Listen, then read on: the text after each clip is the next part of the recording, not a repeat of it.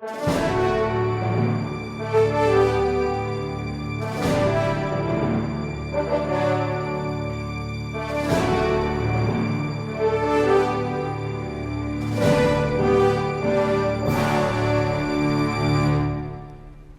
nome do Pai, e do Filho e do Espírito Santo. Amém. Inspirai, ó Senhor, as nossas ações e ajudai-nos a realizá-las, para que em vós comece e para vós termine tudo aquilo que fizermos por Cristo, Senhor nosso. Amém. Santa Maria, Mãe de Deus, rogai por nós. Em nome do Pai, do Filho e do Espírito Santo. Amém. Muito bem, boa noite a todos. Nós recebemos você com grande alegria no nosso programa ao vivo hoje, neste dia em que nós celebramos a natividade da bem-aventurada Virgem Maria. É o aniversário de nossa mãe. Então, por isso eu quis escolher um tema mariano para que nós pudéssemos um pouco refletir sobre esta oração que a gente já conhece há tanto tempo, que é a Ave Maria.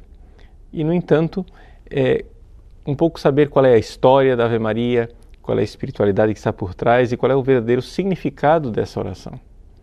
Não é? Nós sabemos que a oração que o Senhor nos ensinou foi o Pai Nosso. Mas exatamente por causa da devoção do Santo Rosário, nós podemos dizer sem dúvida nenhuma que a Ave Maria é uma oração muito mais recitada do que o Pai Nosso.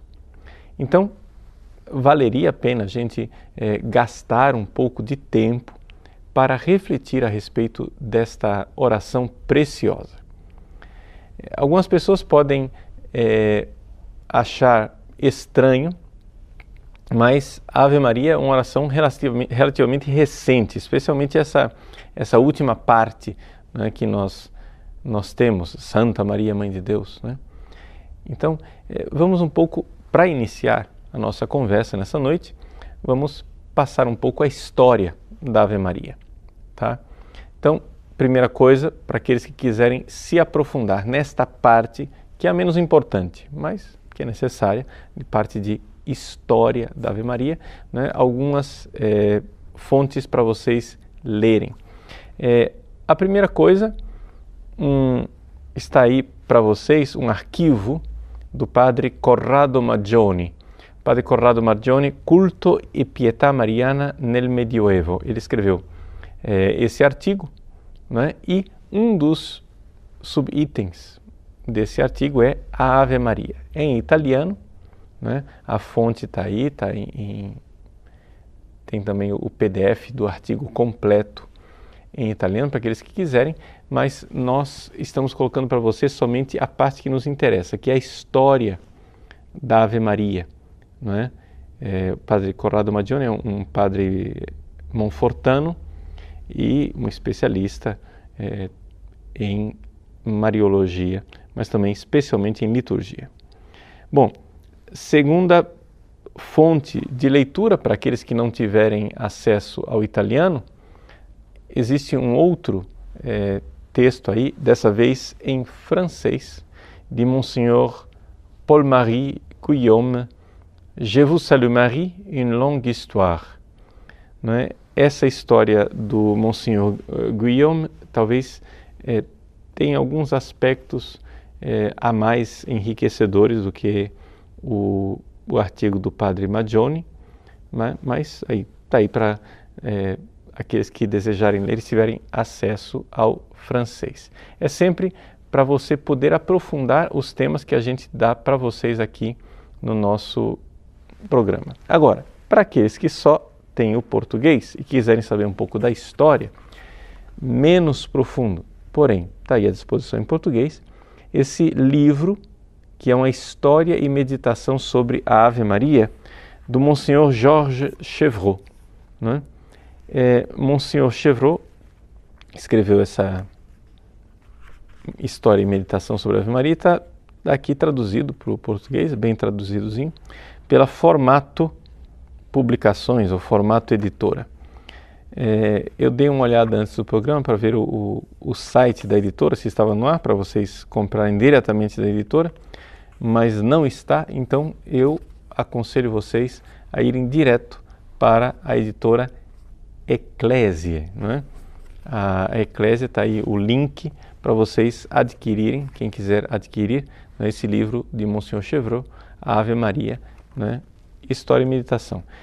Me surpreendi um pouco com o fato de que o prefácio, né, é escrito pelo padre Gilberto Lombardo Júnior, né, se não for o padre Gilberto que eu conheço, da diocese de Santo Amaro, né? Então, tá aí. Bom, isso é a parte da história da Ave Maria. Vamos resumi-la. Primeira coisa é a questão dos dois textos que nós temos do Evangelho, né? Para a primeira parte da Ave Maria. Ou seja, a primeira parte da Ave Maria, ela foi, podemos dizer, composta por Deus, porque ela está na Sagrada Escritura, no Novo Testamento, né? Portanto, a primeira parte vem diretamente de Deus, com a saudação angélica, o anjo que saúda, Ave, cheia de graça, o Senhor é convosco. E a segunda parte, que vem da inspiração do Espírito Santo no coração de Santa Isabel, né? Bendita sois vós entre as mulheres e bendito é o fruto do teu ventre. São esses dois versículos, um da Anunciação, outro da Visitação, que estão lá os dois no Evangelho de São Lucas. Uma pequena nota, uma curiosidade mais do que, mas é que é importante porque depois, quando nós formos ler, também Santo Tomás de Aquino fez um comentário espiritual e teológico sobre a Ave Maria. Se vocês forem ler Santo Tomás de Aquino, vocês vão se admirar, né? Que Santo Tomás de Aquino parece errar a citação do Novo Testamento. Ele diz assim, né, que a saudação angélica é dividida em três partes. A primeira é composta pela saudação do anjo. Ave, cheia de graça, o Senhor é contigo, bendita és tu entre as mulheres. Mas o anjo não disse bendita és tu entre as mulheres. Quem disse foi Isabel. E Santo Tomás diz. E a segunda, a obra de Isabel, mãe de João Batista, que disse bendito é o fruto do teu ventre. Então, para Santo Tomás, bendita és tu entre as mulheres, foi o anjo quem disse. Por que isso? Porque se vocês forem ver o Novo Testamento em grego, existe uma variante textual, não é? Se você comprar desses Novo Testamento com o aparato crítico, né, que é o texto em grego aqui, e nas notas de rodapé você tem as variantes dos vários manuscritos. Graças a Deus a gente consegue ter num livrinho só, né, praticamente quase todos os manuscritos do mundo com as suas variantes textuais. Então você vai lá, né, e lê no texto grego original, né, Chaire que charitomene, ave cheia de graça, e aí diz, Ho Kyrios meta su, o Senhor está contigo. Até aí, tranquilo. Mas aí tem um sinalzinho dizendo para a nota de rodapé. E na nota de rodapé do versículo 28 existem vários manuscritos, claro, mais recentes, menos respeitáveis, e por isso está na nota de rodapé e não no texto, né? Porque não é o texto original certamente, mas está lá.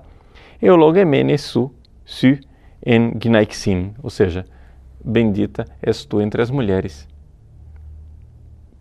É este texto ao qual São Tomás de Aquino teve acesso e por isso ele cita desta maneira. Isso é só uma curiosidade, mas uma curiosidade interessante, porque para a gente poder ler bem a meditação de Santo Tomás de Aquino. Bom, então estamos aí, duas frases tiradas do Novo Testamento. E esta primeira parte é uma primeira parte que, digamos assim, que é um louvor à Virgem Maria, uma saudação, um louvor e uma espécie de profissão de fé também, porque ali estão contidos os mistérios, né, da Virgem Maria. E a segunda parte, que foi bem posterior, né, ela é, na realidade, uma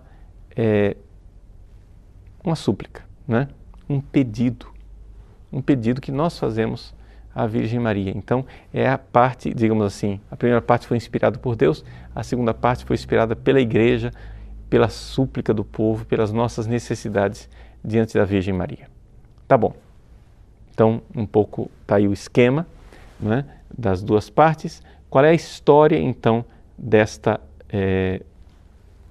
dessas frases usadas como oração? Nós podemos dizer que a Ave Maria, para nós termos a Ave Maria do jeito que ela está hoje, ela tem uma história de praticamente 1000 anos. Não é?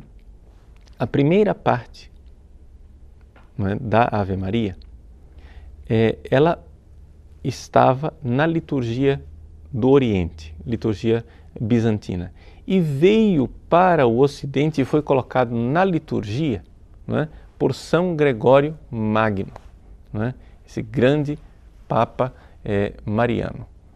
E beneditino, né, também, digamos assim, ele não era, digamos, não podia se dizer que ele fazia parte da ordem beneditina, mas foi o grande monge, ele era monge antes de ser Papa, e foi o grande propagador da regra de São Bento e da vida de São Bento. Nós estamos aqui hoje no nosso estúdio, né, por causa, digamos assim, por uma graça da providência divina. Um amigo nosso trouxe uma relíquia de São Gregório Magno, está aí, né? São Gregório Magno intercedendo por nós nesse dia em que ele introduziu na liturgia do Ocidente, né, esse texto da Ave Maria, a primeira parte. Ave Maria, cheia de graça, o Senhor é convosco, bendita sois vós entre as mulheres e bendito é o fruto do vosso ventre. É interessante, esse texto estava como antífona de ofertório durante muitíssimo tempo. Então, nós estamos aí já no século VI. Para nós termos a Ave Maria do jeito que nós temos hoje, nós temos que pular, não é, 1000 anos para um outro Papa, do século VI para o século XVI, que é o Papa São Pio V, que então, digamos assim, fixou a Ave Maria no formato que nós temos hoje. Então são, digamos, 1000 anos de história entre dois papas santos, São Gregório Magno e São Pio V. Agora, dentro desta história, né, que foi se desenvolvendo, nós temos uma parte interessante e importante, né, da Ave Maria, que é a inserção dos dois nomes, o nome de Maria e o nome de Jesus. Porque o próprio Santo Tomás de Aquino, no seu comentário espiritual, ele recorda que o anjo não disse Ave Maria. O anjo disse Ave cheia de graça. Não é? Embora o nome de Maria esteja presente no relato, não é? Mas não está na frase. Foi a igreja quem inseriu ali o nome de Maria. Mas nós iniciamos com o nome de Maria, depois se segue até que bendito é o fruto do vosso ventre. Na época de Santo Tomás de Aquino, século XIII, a Ave Maria parava por aí. Bendito é o fruto do vosso ventre. Ponto. Foi depois, né, que a igreja acrescentou o nome de Jesus. E Jesus então se tornou como que o centro da oração da Ave Maria, que é muito importante dentro da arquitetura da Ave Maria, colocar o nome de Jesus ali no centro. E depois, bem depois, veio, né, a parte da súplica, que eu não vou aqui entrar em detalhes históricos, senão nós vamos perder boa parte do nosso programa só nos detalhes históricos. Vamos agora para tentar fazer uma meditação realmente sobre a Ave Maria. Por que é importante a gente meditar sobre a Ave Maria? Bom, a primeira coisa, porque ao fazer isso nós estamos meditando a respeito da história da nossa salvação. Ou seja, na primeira parte da Ave Maria nós meditamos sobre aquilo que Deus fez para nos salvar. Na segunda parte da Ave Maria, nós então suplicamos e pedimos a Deus que de fato nos salve. Não é? Então, o que é que Deus fez para nos salvar? Santo Tomás de Aquino, né? Aí vocês podem, tem um link no site, eu coloquei para vocês no formato do Word, a saudação angélica de Santo Tomás de Aquino, traduzido pelo site da Permanência, permanência.org.br. Por que é que eu coloquei aqui para vocês e não digo para vocês irem diretamente no site da Permanência. Podem ir no site da Permanência, está aí o link, né? No próprio documento está lá a fonte de onde foi tirado. O problema é que lá no site da Permanência eu fiz algumas adequações aqui que ficam mais fáceis para leitura. Acrescentei aspas naquilo que era citação, acrescentei alguns versículos que estavam faltando e, sobretudo, me permiti fazer uma correção de trazer o texto original, né, do comentário de Santo Tomás, quando ele fala da Imaculada Conceição. Por quê? Porque é um dos textos, uma controvérsia que tem aí sobre a questão, porque Santo Tomás, nesta fase em que ele fez esse comentário, ele colocava em dúvida a questão da Imaculada Conceição, não é? Porque ainda não tinha sido estabelecido como dogma da Igreja. Santo Tomás, o próprio Padre Garrigou-Lagrange, ele descreve como Santo Tomás no início da vida, ele parecia apoiar a Imaculada Conceição. Depois houve um período em que ele entrou um pouco em dúvida, se perguntando como era possível que ela fosse salva por Cristo e não tivesse tido nem o pecado original. E na última fase da vida em que ele retornou à posição originária, voltando à Imaculada Conceição. Pelo menos essa é a opinião do Padre Garrigou-Lagrange. Bom, o problema é que o tradutor da Permanência ficou com medo que as pessoas se escandalizassem com colocar esse texto de Tomás de Aquino, em que ele diz que Maria não é imaculada desde a concepção. E então ele fez uma adaptação colocando a nota do tradutor, né? Eu, porém, não encontrei a nota do tradutor, encontrei somente lá NT, nota do tradutor, supondo que ela está em algum lugar, né? Mas não está no site da Permanência, ou pelo menos eu não encontrei. Bom, vamos então, nessa meditação de Santo Tomás de Aquino, é impressionante a intuição de Santo Tomás quando ele diz o seguinte: vejam, no Antigo Testamento, os anjos se manifestavam às pessoas, mas nenhum anjo saúda os seres humanos. Por quê?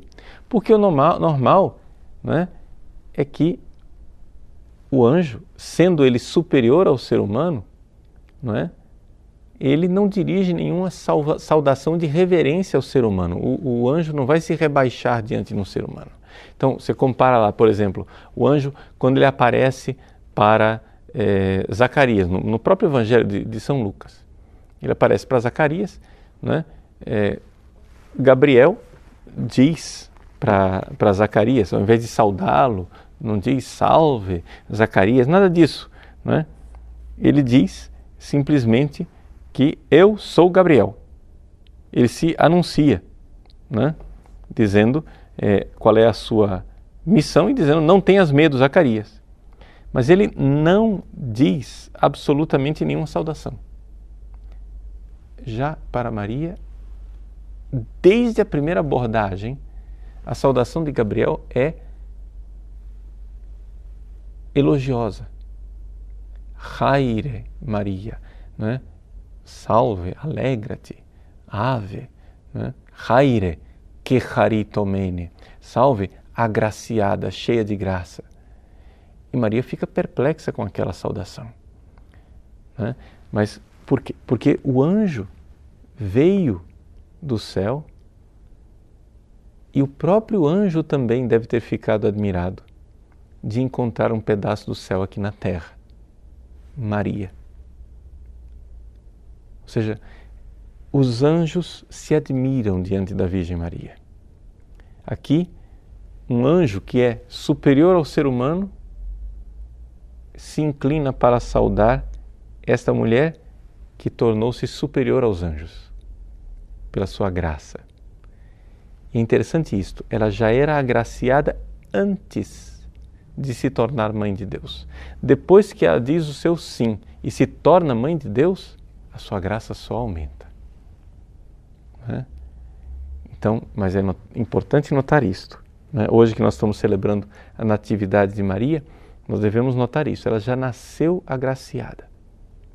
Ela, de alguma forma, já foi eleita por Deus e escolhida por Deus, e foi dado a ela algo que não foi dado a nenhum ser humano. Por isso a saudação do anjo, né, a ela é algo de extraordinário. Uma criatura que naturalmente é superior aos homens se inclina pela primeira vez para saudar um ser humano. Coisa que em todo o Antigo Testamento não acontece, né? Quando um anjo aparece, nenhum anjo se inclina diante de um ser humano. Nenhum anjo saúda, elogia e louva o ser humano, né? Só acontece espanto do ser humano quando vê um anjo. Maria fica espantada, mas não com o anjo, fica espantada com a saudação, né? São Luís Maria Grignon de Montfort recorda, né, um pouco a tradição dos Santos Padres, dizendo que, de certa forma, Deus escondeu Maria dela mesma. Ou seja, nem assim, para poupá-la, né, de qualquer tentação de soberba, etc., porque com toda a humildade de Maria, de alguma forma, Deus escondeu-a dela mesma, né? Então, por isso ela se admira com aquela saudação. Então, quando a gente rezar a Ave Maria, nós precisamos então nos dar conta disso, né? Ave cheia de graça. Maria, aqui, ela é grandiosa pela graça. A graça de Deus que a preservou do pecado original desde a primeira concepção, da Imaculada Conceição. Isso é um dogma que já foi definido pela Igreja e que nós cremos. Então, essa realidade de que se até os anjos se inclinam para saudá-la, quanto mais nós não devemos inclinar, né, o nosso coração para saudá-la. E essa bela tradição da Igreja de que na liturgia, quando é pronunciado o nome de Maria, M-A-R-I-A, Maria, o nome de Maria, quando é pronunciado na liturgia, nós inclinemos a nossa cabeça. Ao fazer isso, se inclinam também os anjos diante do Santíssimo Nome de Maria. Aliás, não é? Agora dia 12, nós vamos celebrar a festa do Santíssimo Nome de Maria, não é? Que está ligado um pouco à festa de hoje, a festa da Natividade de Maria. Ela nasceu, alguns dias depois a gente celebra o nome que foi dado a ela depois do nascimento. Com relação ao nome de Maria, uma coisa que a gente pode um pouco notar é que não se sabe ao certo o significado desse nome, tá? Ou seja, nós o veneramos porque o nome de Maria é glorioso, porque o nome de Maria é bendito, mas quem tornou o nome grandioso foi ela. Digamos assim que ao invés de o significado do nome honrá-la, foi o contrário. Ela honrou o nome, ela tornou esse nome honroso. Porque se você for olhar no Antigo Testamento, nós não encontramos nenhuma outra Maria a não ser Miriam, que é Maria, a irmã de Moisés e de Arão, que não era uma figura muito honrosa, digamos assim, ou pelo menos imaculada, porque embora fosse profetisa, embora fosse uma das matriarcas, ficou leprosa, não é? Por causa de seus pecados, etc. Então, o nome de Maria no Antigo Testamento não é um nome que se usasse com frequência. Então, por isso essa grande controvérsia sobre o que é que significa o nome de Maria. O próprio Tomás de Aquino, no comentário que ele faz à Ave Maria, não é? Ele dá 3 significados diferentes, ou seja, digamos que nas 3 partes ele vai dando os vários significados. Primeiro o significado de iluminada, depois o significado de soberana e depois o significado de estrela do mar. O nome de Maria. Mas existem outros significados também. Existe um estudo, não é, feito por um um padre alemão, não me recordo agora o nome do padre, mas foi um padre no século XIX, né? Ele fez um estudo sobre o nome de Maria e encontrou mais de 60 significados possíveis para o nome de Maria ao estudar a etimologia. Ou seja, resumo da ópera, nós não sabemos o que quer dizer o nome de Maria, né? Uma das possibilidades, digamos assim, mais fundadas, né, é que vem de Mara, que, enquanto nome adequado a uma mulher, né, seria uma mulher mais robusta, né, mais corpulenta, que na época para os hebreus significava uma mulher bonita, né? Não havia um padrão de beleza de mulheres anoréxicas como nós temos aqui com a cinturinha, né? Das nossas modelos. Ou seja, a mulher que fosse bem robusta, bem forte, era uma mulher bonita. Então, poderia-se dar esse significado de que era graciosa, né? Graciosa, uma mulher bela. Tota pulcra Maria, né? Toda bela Maria. Esse é um dos significados mais prováveis. Porém, existem outros, por exemplo, de amargor, mar amargo, gota do mar. Aliás, gota do mar, stilla maris. Depois, por falta de conhecimento durante a Idade Média, foi sendo transformado em stella maris, que é de onde veio essa etimologia de Maria como estrela do mar, não é? Mas o nome de Maria em si, no fundo, não é tão relevante o significado do nome em si. É o fato de que o nome dela tornou-se realmente um nome que nós honramos. Então, o próprio São Lucas, quando descreve a cena da anunciação do anjo, São Lucas parece estar com pressa de dizer logo o nome dela, né? E o nome da Virgem era Maria. Aí vai e narra a vinda do anjo. O anjo vai e diz, Ave, cheia de graça, né? E aí depois o anjo vai e pronuncia o nome dela. Não temas, Maria. Então o nome de Maria vai aparecendo, né, cada vez mais e parece aqui, então, um nome que a gente vai introduzindo cada vez mais na nossa vida espiritual, nessa bela tradição de reverenciar o nome de Maria. Então a primeira parte, né, da Ave Maria é esta realidade de reverenciar a obra de Deus numa criatura que foi agraciada, né? Santo Tomás de Aquino coloca 3 razões pelas quais Maria seria superior aos anjos, né? Por causa da questão da natureza.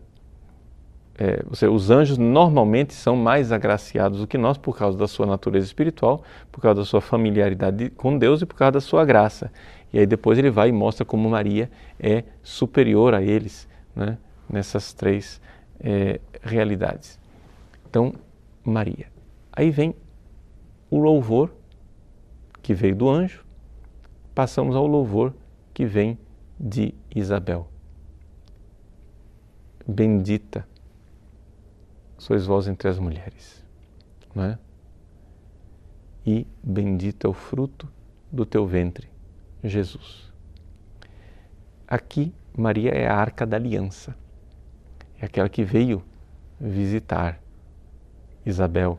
E Isabel, então, diz a ela, não sou digno que a mãe do meu Senhor venha me visitar. Da mesma forma como Davi disse no Antigo Testamento, não sou digno de que a arca do Senhor venha à minha casa.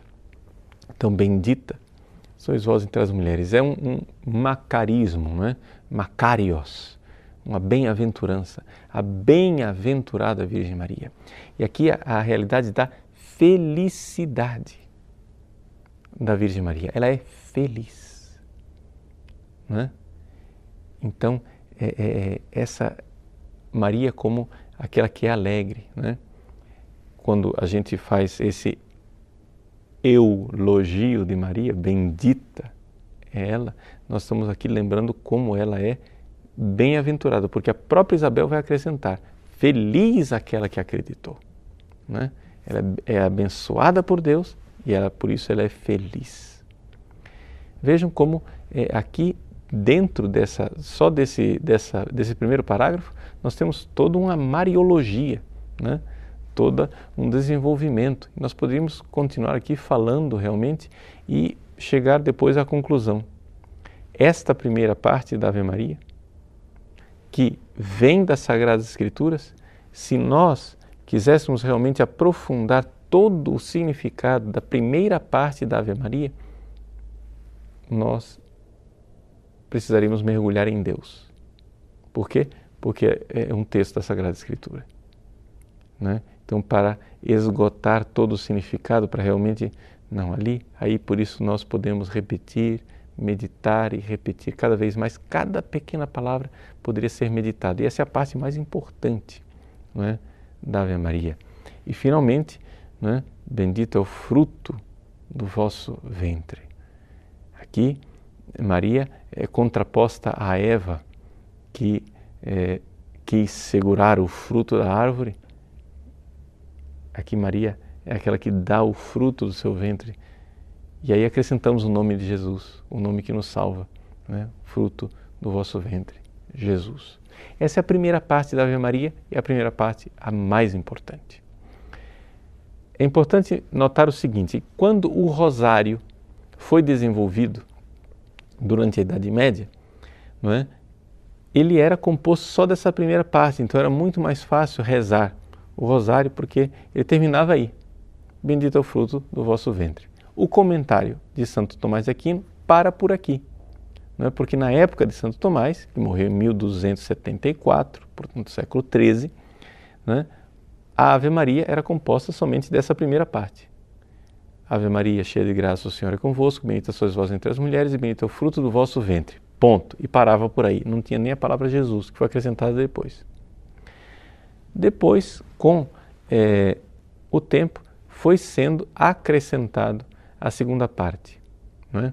Santa Maria, Mãe de Deus, o maior título de Nossa Senhora, não é? Se pede a intercessão dela, rogai por nós, pecadores, agora e na hora de nossa morte. Amém. Essa parte de agora e na hora de nossa morte é porque durante a Idade Média foi sendo acrescentado, né, na liturgia das horas a recitação da Ave Maria. E o lugar originário da Ave Maria era uma das antífonas de conclusão das completas. Então, como era uma antífona noturna, antes de dormir, rogai por nós agora e na hora de nossa morte. Ou seja, essa meditação sobre a morte antes de dormir, né? Então, a Ave Maria era recitada nessa súplica de que Nossa Senhora estivesse junto conosco na hora da morte, né? Se fosse a nossa última noite, a gente não sabe se dorme e termina acordando, né, diante de Deus no céu. Então, a recitação da Ave Maria. Então, havia essa súplica. Depois, as coisas foram, né, sendo cada vez mais, digamos assim, divulgadas dentro da igreja, porque as pessoas continuavam rezando, cada um rezava o formulário da Ave Maria um pouco com variações, até que finalmente São Pio V, né, foi quem bateu o martelo, e aí nós temos a Ave Maria como nós a recitamos hoje. São Pio V, que era dominicano. Então, a Ave Maria está muito ligada à história dos dominicanos. Eu estou aí citando para vocês um comentário de Santo Tomás de Aquino, que era dominicano, dizendo que São Pio V fez o texto final da Ave Maria como nós conhecemos. Mas por quê? Porque, segundo a tradição, o rosário, né, o chamado saltério mariano, teria sido dado por Nossa Senhora a São Domingos de Gusmão, o fundador dos dominicanos, né? Se alguém quiser ler um pouco essa tradição digamos assim, da criação do rosário, né? Se alguém quiser ler essa tradição da criação do rosário, nós temos o livro de São Luís Maria Grignon de Montfort, O Segredo do Rosário, não é, que nós estamos colocando aí para vocês, com possibilidade para vocês baixarem. E ele divide o livro, ao invés de dividir em 50 capítulos, ele divide em 50 rosas, não é? E da 15ª rosa até a 20ª rosa, ou seja, do capítulo 15 ao capítulo 20, ele faz meditações sobre a Ave Maria, não é? Se quiser ler meditações sobre a Ave Maria de São Luís Maria Grignon de Montfort. E nesse livrinho, então, ele, num dos capítulos, né, explica toda o fato extraordinário de como é que o Rosário foi entregue a São Domingos de Gusmão. Nosso programa não é sobre o Rosário, mas só para vocês saberem que está aí esse livro, O Segredo do Rosário, muito interessante, muito frutuosa a leitura desse livro. Gostaria de amarrar agora a nossa reflexão sobre essa questão da Ave Maria, um pouco tratando a questão da dificuldade que os nossos irmãos evangélicos têm com a Ave Maria, não é? Vejam, na realidade, embora a Ave Maria, esse texto como nós temos hoje, seja um texto que evoluiu do século VI até o século XVI, na verdade, a essência da Ave Maria, não é, ela está presente desde o tempo dos apóstolos. Por que e como é que eu posso atestar isso, não é? Bom, em primeiríssimo lugar, a primeira parte da Ave Maria, que é bíblica. Mas isso não deve ser usado como oração. No entanto, os cristãos usavam como oração, sim. Se você for ver, na Basílica de Nazaré, não é? Lá, Basílica da Anunciação, se encontra na base de uma coluna um grafite, quer dizer, uma inscriçãozinha do século III, portanto, ainda na época da perseguição dos cristãos, escrito lá, Haire Maria, Ave Maria. Ou seja, essa tradição dos cristãos saudarem a Virgem Maria, não havia oração inteira, mas essa saudação, né? Repetir a saudação de Maria, repetir essa reverência do anjo para com a Virgem Maria, isso já está presente já há muitíssimo tempo na atitude dos cristãos, né? E mais antigo do que isso é uma oração que nós conhecemos hoje como Sub Tuum Presidium, debaixo da vossa proteção, uma oração que é do século II, que não é a Ave Maria, mas é uma oração onde os cristãos, já no século II, ou seja, na idade subapostólica ali, gente que conheceu os apóstolos, né, faziam orações à Virgem Maria. Então, debaixo de vossa proteção, nos refugiamos, Santa Mãe de Deus, já chamando Maria de Santa Mãe de Deus, não desprezeis as nossas súplicas em nossas necessidades. Então, veja só, duas coisas, mostrando que Maria tinha uma proteção, que ela protegia, e segunda coisa, que ela suplicava, né? Nós contamos com as súplicas e com as orações da Virgem Maria. Portanto, essa atitude dos cristãos de contar com a oração da Virgem Maria é algo que está lá desde o início. É algo que está lá desde o início da igreja. Não é uma coisa que foi criada recentemente. Então, se o texto da Ave Maria levou tempo para evoluir, a atitude que está por trás da Ave Maria, ela é muito antiga. Não é? Mais antiga do que, por exemplo, a lista dos livros do Novo Testamento. Não é? Então, se você vai começar a desconfiar da igreja e dizer que, imagina, isso daí era uma igreja que já estava contaminada de paganismo, mas espera lá, antes de você acusar essa igreja, lembre-se, foi esta igreja quem deu a lista dos 27 livros do Novo Testamento. Então, se essa igreja já estava tão paganizada, tão, contaminada com o paganismo, então como é que você ainda venera os 27 livros do Novo Testamento, que são um presente desta igreja para você? Não é? Então, não tem dúvida nenhuma, quando nós temos a Ave Maria, nós temos aí uma atitude cristã que está lá desde o início, embora o texto seja recente, tá bom?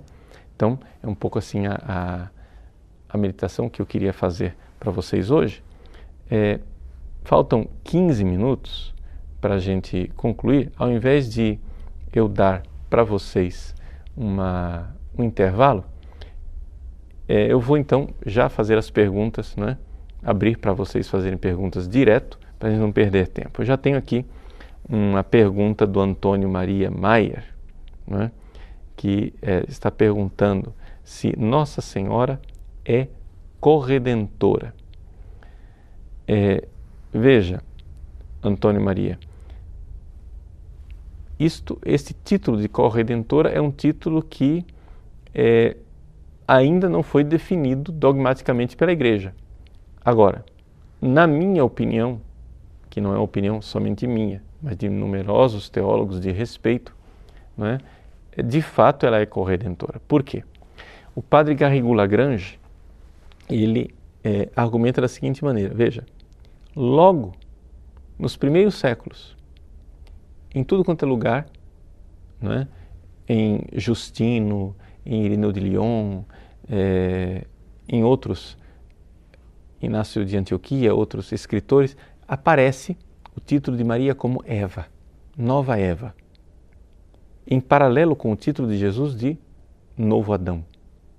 Nova Eva, Novo Adão. Ora, qual foi o papel de Adão e de Eva? É o papel da perdição. E qual é o papel de Cristo? Da redenção.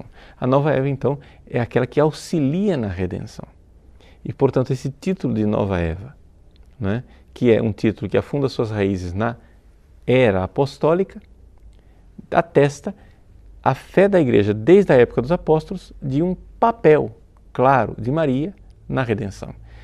Você vai dizer, mas o único Salvador é Cristo. De fato, o único Redentor é Nosso Senhor Jesus Cristo.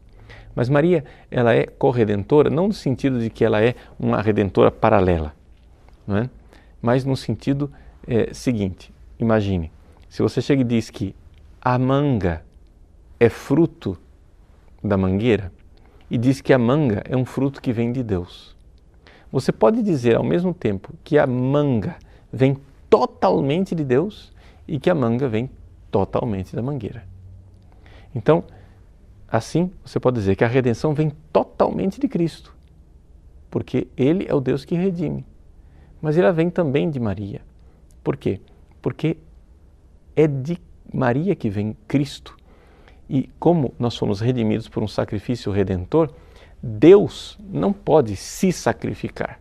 Só quem pode se sacrificar é Deus que se faz homem. Portanto, a humanidade de Cristo, principalmente o corpo de Cristo, veio ao mundo por Maria. Ela teve um papel, né, essencial na redenção da humanidade. Mas não vamos desenvolver isso demais não, porque sai um pouco do nosso assunto, mas é só para dar um pouco as pistas dessa reflexão.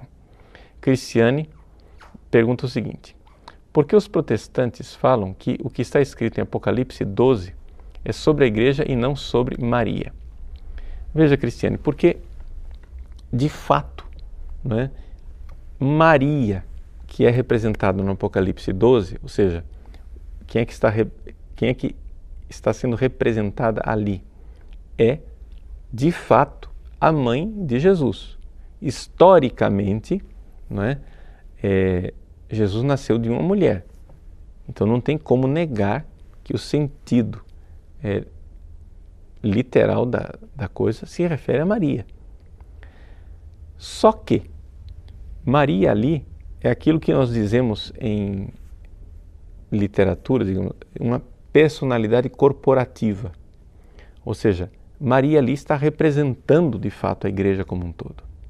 Por quê? Porque em Mariologia nós também dizemos que Maria, ela não é somente membro da igreja, ela é modelo da igreja, né, por várias razões. Então ela ali, ela representa a igreja. Então, não é que nós temos que dizer a interpretação protestante está totalmente errada. Ela não está totalmente errada. Só que acontece o seguinte, está incompleta. Por quê? Porque para você dizer que aquela mulher representa a igreja, você tem que se lembrar quem é aquela mulher que representa a igreja. É Maria, que aqui é o modelo da igreja. Tá? É tipos, né? É o tipo da igreja. Fábio Henrique. Padre, como explicar a aparente contradição entre o fato de que Nossa Senhora teria sido concebida sem pecado e a afirmação de Jesus sobre João Batista, afirmando que não surgiu ninguém maior do que São João Batista? Tá. Que não há nenhum homem maior do que São João Batista. Não é? Dos nascidos de mulher, não há ninguém maior que João Batista. Bom, no contexto, a afirmação de Jesus com relação a São João Batista não é uma afirmação que nós poderíamos dizer que se refere aos personagens do Antigo Testamento. Ou seja, João Batista aqui enquanto aquele não é, que é o maior de todos os profetas porque pôde apontar para o Cristo. Então, esse elogio hiperbólico de Cristo não é, sobre São João Batista não é necessariamente uma palavra que deve ser lida em absoluto. Por exemplo, deixando a Virgem Maria de lado, eu não tenho dúvida nenhuma de que São José não é muito mais agraciado e, portanto, São José, entre os nascidos de mulher, é maior do que João Batista. Não é? Depois, outra coisa, você se lembre o seguinte, que essa frase não termina por aí. Entre os nascidos de mulher, não há nenhum maior do que João Batista. E, no entanto, ele é menor. Né? Ou seja, o menor no reino dos céus é maior do que ele. O menor no reino. Ou seja, Jesus está fazendo aqui uma contraposição clara entre Antigo e Novo Testamento. Então, do Antigo Testamento, São João Batista é o maior. Mas se nós formos falar agora do Novo Testamento, até os menores são maiores do que ele. Né? Por quê? Porque João Batista, de alguma forma, apontou para o Cristo, mas não teve realmente o convívio com o Cristo. Ele foi um precursor.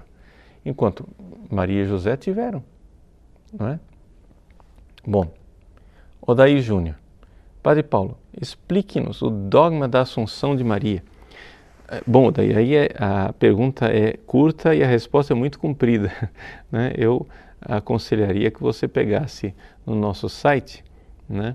Procurasse aí Assunção e você vai encontrar vários programas, principalmente testemunho de fé, da data da festa da Assunção da Virgem Maria. E em cada ano eu procuro contemplar um aspecto diferente do dogma da Assunção. Tá? Em todos os casos, aquilo que é o dogma é que a Virgem Maria está gloriosa em corpo e alma junto de Deus. Esse é a essência do dogma que foi proclamado, né, por Pio XII em 1950 e a Constituição Munificentissimus Deus explica claramente isso. Também vale a pena ler a Constituição Munificentissimus Deus. Gilmar. Aí vai, explique, por favor, a Imaculada Conceição. Vocês hoje estão caprichando em pergunta curta e resposta comprida. Né? Também aconselho isto, vá lá no site e procura, né, Imaculada Conceição. Vai aparecer os testemunhos de fé, onde eu explico isso daí. Né? Em todos os casos, o dogma da Imaculada Conceição, proclamado pelo Papa bem-aventurado, né, Pio IX, né, em 1854, diz que a Virgem Maria ela foi preservada da culpa do pecado original. Só para aproveitar que já estou falando da Imaculada, né, eu me referi a Santo Tomás de Aquino. Santo Tomás de Aquino, nesse comentário à Ave Maria, né, que nós temos aí, aliás, esse comentário à Ave Maria, eu não tenho dúvida de que o comentário, a Salutatio Angelica, Expositio Salutationis Angelica de Santo Tomás de Aquino, não tenho dúvida de que é um texto autêntico de Santo Tomás de Aquino. Ele fez uma pregação e copiaram a pregação dele a respeito da Virgem Maria, a sua meditação sobre a Ave Maria. Um grande estudioso, o padre Giovanni Rossi, escreveu uma tese que foi publicada no Divus Tome,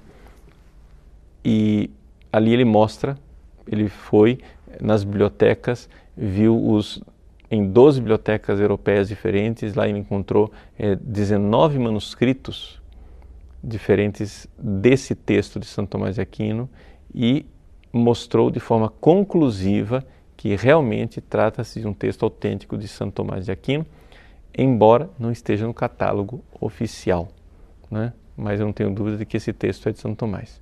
Então, Santo Tomás fala que a Virgem Maria foi concebida em pecado, mas que foi redimida dentro do ventre da sua mãe Santana, não é? Ou seja, ela já nasceu sem pecado. Mas por que isto? Aqui, veja, o que é que nós podemos concluir? Que Santo Tomás está dizendo que a Virgem Maria nasceu sem pecado. Só que ele, como teólogo, nesta fase da teologia dele, ele não conseguia ainda explicar um problema sério, que será depois explicado por Duns Scotus. O problema sério era o seguinte: como era possível que Jesus fosse redentor de Maria, se não havia pecado para ser perdoado?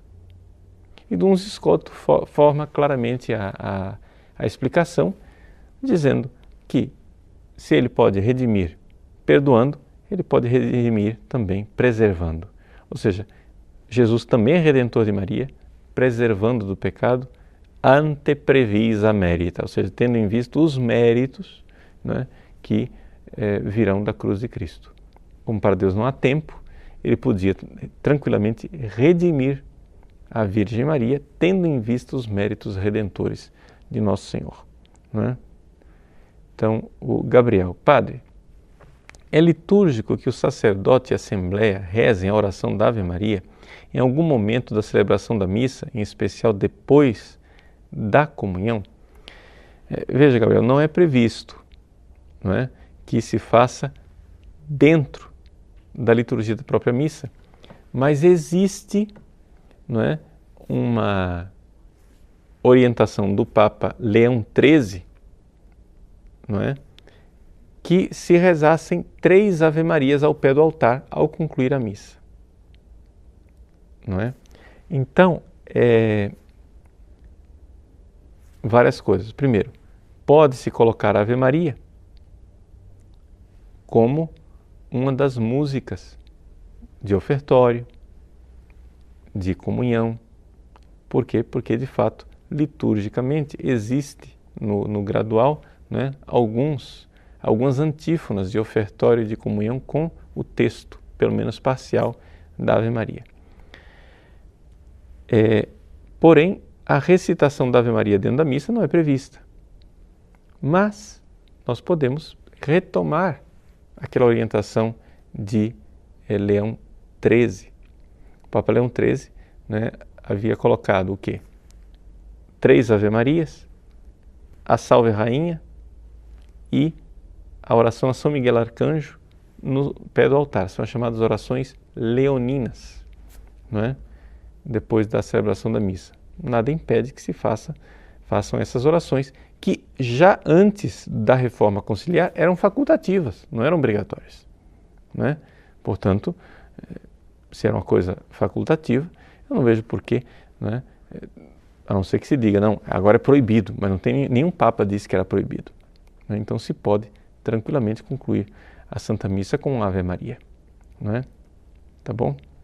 Maria Helena: Padre Paulo, o senhor pode falar um pouco quando o Santo Rosário começou a ser recitado pela Igreja? Veja, Maria Helena, o Santo Rosário, existe essa tradição de que ele vem de São Domingos de Gusmão, tá? Essa tradição, porém,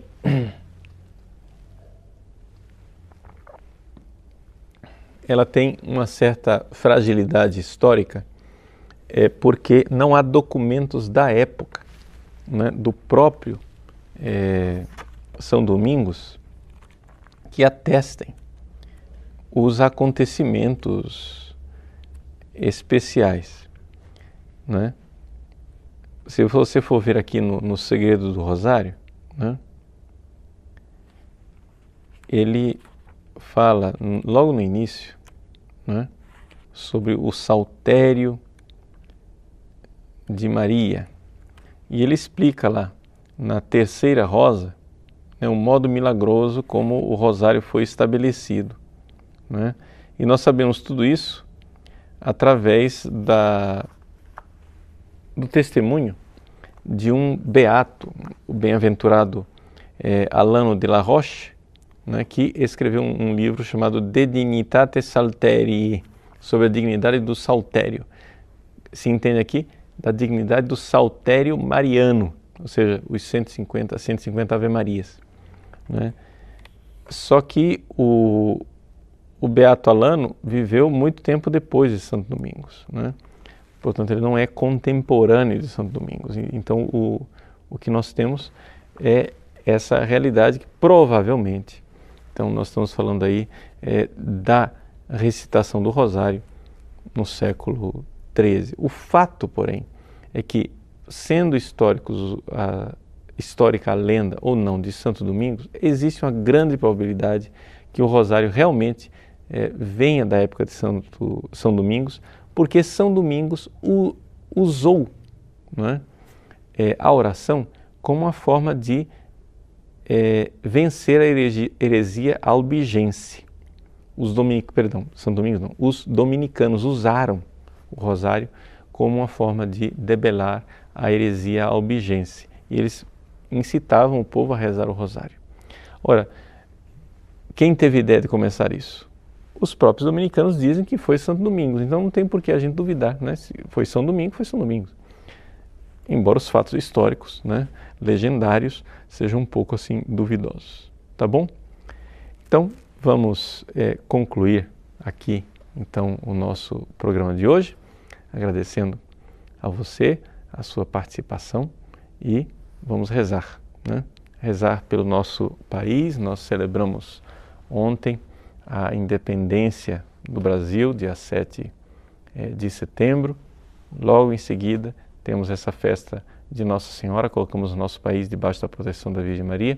Rezemos pelo anjo da guarda do Brasil, para que nestas próximas eleições nós tenhamos realmente assistência divina, que o Santo Anjo de Deus venha ajudar o nosso país, e a Virgem Maria, que foi coroada como imperatriz da nossa nação, possa realmente reinar sobre nós.